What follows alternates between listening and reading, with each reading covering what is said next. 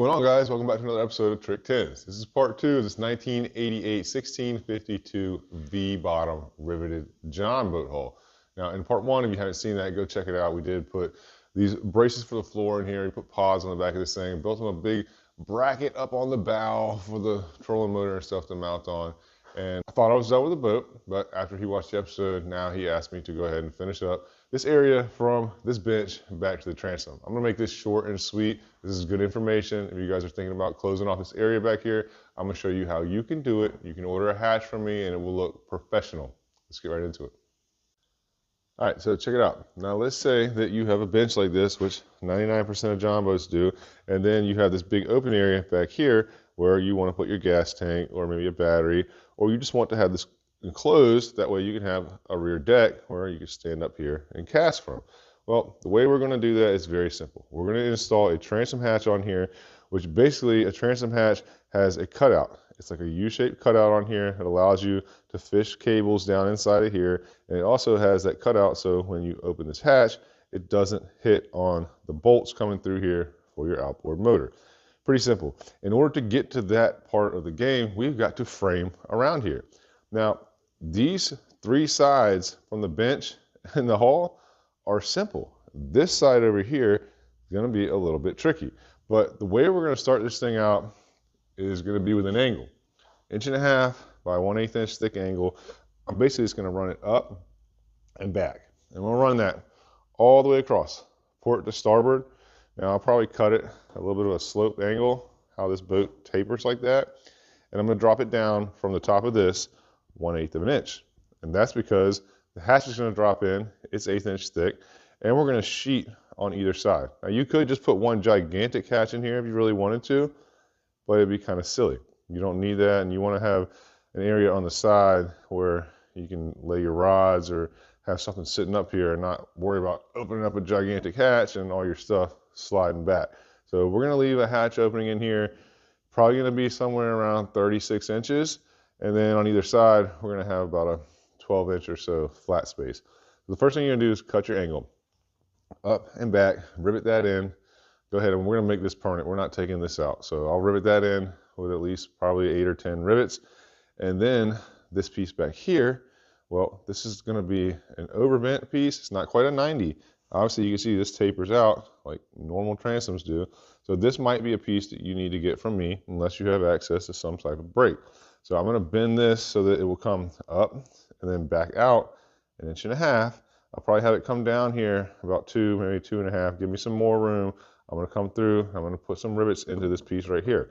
And once all this stuff is installed, not only is it going to be strong enough with these rivets, but the weight going down is going to sandwich it to where it can't go anywhere. So we'll rivet these pieces in. We're going to leave them about maybe 8 to 10 inches away from the center brace on either side. And that's going to be for our cutout. Now you can tell me what size you want that cutout to be. Normally I make them about 4 inches off the transom and somewhere between 10 to 16 inches on the width going from port to starboard. So I'm gonna put you guys in the hyperlapse. We're gonna cut this angle in here. We're gonna get this installed. We'll get an angle across this back, and then we'll come back and we'll start framing in between those two pieces. Let's get right into it.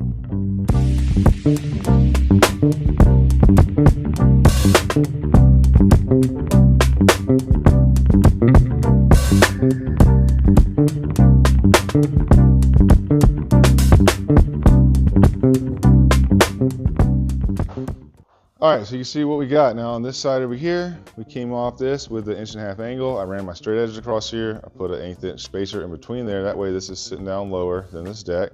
And then these are overbent, and I just attached them into the back transom too with some rivets. I obviously laid my straight edge across here. I put a spacer underneath of both of these angles so they're dropped down just a little bit.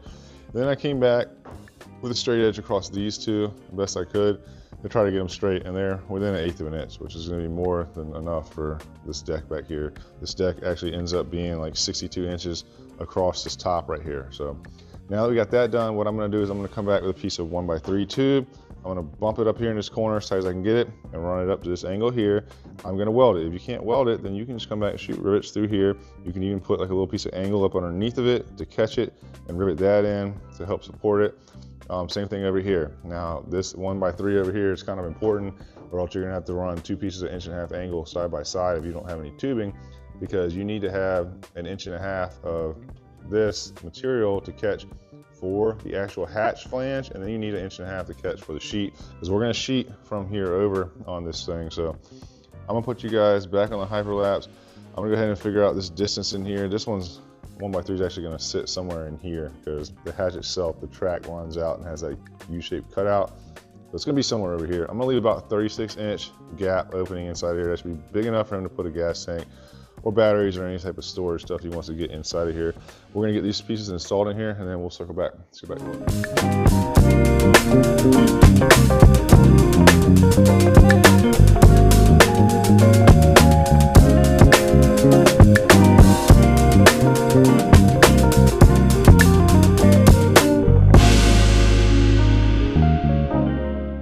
Okay, so we got our supports welded in here, and you can see what we got. Pretty simple. I did go ahead and shoot some rivets through here just for extra support. And that's how you guys can install this. If you had to, come back and put another angle underneath of it to catch it if you want it to be even stronger, but that's it. It's as simple as that. And now we've got a rectangular opening in here where I can pull measurements and I can get my hatch size. So this is something you guys can do. And then once you get to this stage of the game, hit me up and say, hey Matt, these are the sizes that I need, and I'll build your hatch. Once we get the hatch frame put together, I'll go ahead and burn the lid for it, put it together, and then we'll drop it in and figure out exactly how big these sheets on the side need to be. If you're not familiar with my hatches, I make some badass hatches. This is the track that I use right here. This is a custom extrusion that I get. I sell this. If you guys want some of this, it's $5 a foot for a pickup and $7 a foot shipped. Yeah, $7 a foot shipped. That's pretty cheap considering the Tiny Boat Nation has something similar to this. It's even thinner and they want like $13 a foot. So $7 a foot shipped to your door, 5-foot sections. So I'm gonna go ahead and cut this, make this frame, and then we'll circle back after I get the lid made for this, and we'll get this thing dropped in. Let's go back to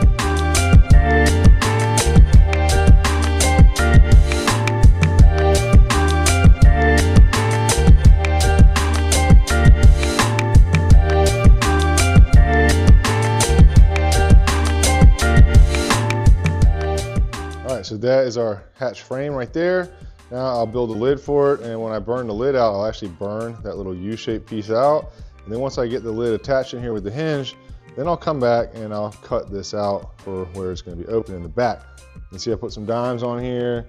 Everything is freehand TIG welded. Normally we would put a drain tube in one of these corners. That way you'd have an attachment for a hose to divert the water wherever you want it. But with this one being cut out in the back, you don't need that, because any of the water that gets caught in here is going to come right out and it's going to drain right to the bottom, right where the bilge pump is at. Now I'm welding all this up with a Miller 210 Dynasty model, and I love that machine. And we've got the stock torch on it. It's the 250 W250 Miller torch, but I am running a clear gas lens on here, and this helps out just so I can see a little bit better. And I do like this little thumb control that's like a knob that I can actually go from wide open to completely off with just that half turn right there. There's a lot of different thumb controls, but I like this one. I like this setup, and it makes it a whole lot easier to see what you're doing when you're welding, you know, in this back corner over here, and you don't have a solid cup on there. The ceramic ones you can't see through. The glass makes it a little easier, a little bit more expensive, but definitely nicer. But now that this is done, I'm going to take my measurements for this. This took me 15 minutes for that last hyperlapse video. Let's go over to the burn table, we'll burn out our lid, and we'll get this thing wrapped up.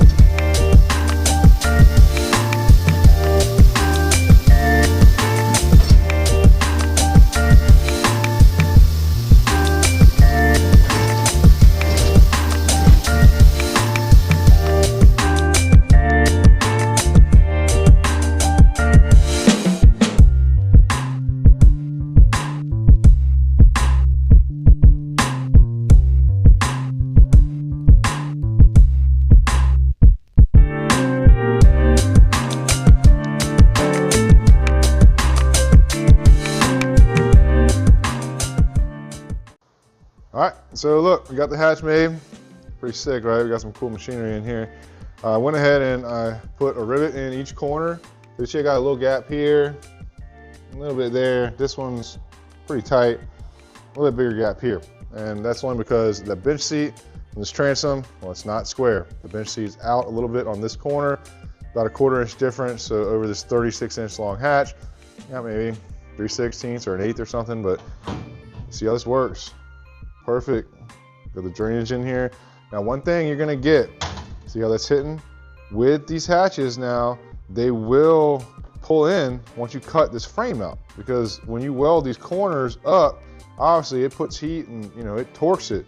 So now they're touching like that. So what I'm gonna do is I'm gonna come back and I'm gonna wedge a piece of 1/8 inch in between there to keep this gap in there. I mean, you can move it. So you just put a piece in the ear on either side of 1/8 inch thick aluminum to space it out, and then you can attach it then, and then it'll have a gap. So it'll have the clearance that it needs to close. So on these sides now, the way we did this, I dropped this underneath this. Sometimes I'll notch this out and make this flush, but for the sake of just doing this fast, all I'm gonna do is I'm gonna come back and pad this out. Probably not even necessary, but I cut a little strip right here. They were like 2.5 by 1/8 inch, 16 inches long. What I'm gonna do with that is just put that up there, and that basically just makes up the difference for where this tube goes up underneath this 1/8 inch angle. And when I come back, the sheet will go through both of this piece here, the top, and this piece underneath of it. So the rivets will hold all this together.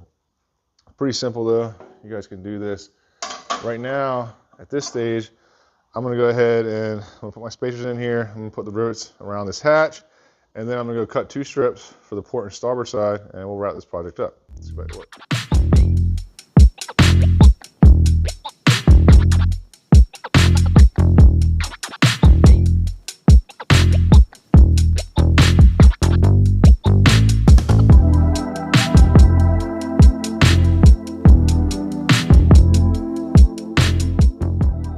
All right, so there it is, guys, all done. Pretty simple. See how I put our sheeting in here now. Everything's nice and sound. I put his handles in here. These are compression handles. Nice and tight, no rattle in here. Look, I threw a stiffener in the back of this hatch, put it pretty close to this edge that we cut out right here to make it strong. And it's perfect. He's got tons of room to get in and out of here. This hatch was actually 36 inches by 18 inches on the drop-in side, so good size hatch, but it finishes off this back deck. It looks like it was meant to be that way, so pretty cool. You guys can do this. If you riveted all that together with some extra supports under it, it'd be more than strong enough. I'll make you this hatch any size you want. Just tell me you want a custom transom hatch, and then tell me the drop-in size of what you figured out is gonna be fitting for your boat. This rig looks pretty cool though, with the pods and the back deck done on it. He's still got a lot to do up in here. I might help him out with these 2 little side pieces, finishing those off, but I'm gonna let him get his floor in there first. But regardless, this thing turned out sick, guys. If you guys are interested in doing your back deck, you got any questions, feel free to hit me up. I will definitely help you out. If you want one of these hatches, well, trick10jonboats.com. All right, guys, so it's a wrap for this project. 1988, I think this thing's a Lumacraft or a Fisher riveted V-bottom John boat. Built out a sweet back deck of this thing. If you want to do a back deck, you're not gonna make it look better than that. That's the way to do it right there. Get one of those transom hatches from me, build your sides out like that. It's perfect. I mean, you can't really ask for much more out of that space. And now it's just nice because this gives him a big area back here where he can stand up, where his son can stand up and fish off the back of the boat. Without this, they're gonna be limited to fishing up on the front deck, or he's gonna be back here standing on this little bench, and you run the risk of stepping down in that hole on your gas tank, and we all know how that ends up. Not good for anybody. Anyways, guys, I do appreciate you guys watching. Hit that like, subscribe button, leave a comment. Let me know what you think about this. If you're interested in getting one of these hatches, go check them out on trick10jonboats.com. You guys can give the shop a call. I will be glad to hook you up with one of these, any size you need. Right now, I'm caught up on hatches, so they will ship out about 2 weeks. You should have any products that you order from us. I appreciate you guys. I'll see you all on the next one. Let's get back to work.